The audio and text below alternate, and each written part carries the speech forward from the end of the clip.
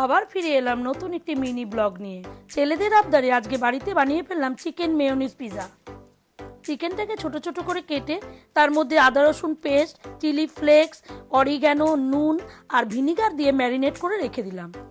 পিৎজার bed তৈরির জন্য ময়দা, টক দই, বেকিং সোডা, বেকিং পাউডার, নুন, চিনি, বাটার দিয়ে সুন্দর করে ময়দাটাকে মেখে নিলাম। তারপর ম্যারিনেট করা চিকেনটা তেলের মধ্যে ফ্রাই করে নিলাম। অন্যদিকে মেখে রাখা ময়দাটা গোল শেপে বেলে নিলাম। রুটিটাকে তেল মাখানো থালার উপর রেখে পিৎজার মতো অ্যারেঞ্জ করে নিলাম। রুটির ওপর পিৎজার সস মাখিয়ে ক্যাপসিকাম, পেঁয়াজ, ভেজে রাখা চিকেন আর সুইট কর্ন দিয়ে রেডি করে ফেললাম। তারপর একটা পাত্রে 2 রকমের মেয়োনিজ মিক্স করে পিৎজার উপরে ছড়িয়ে দিলাম।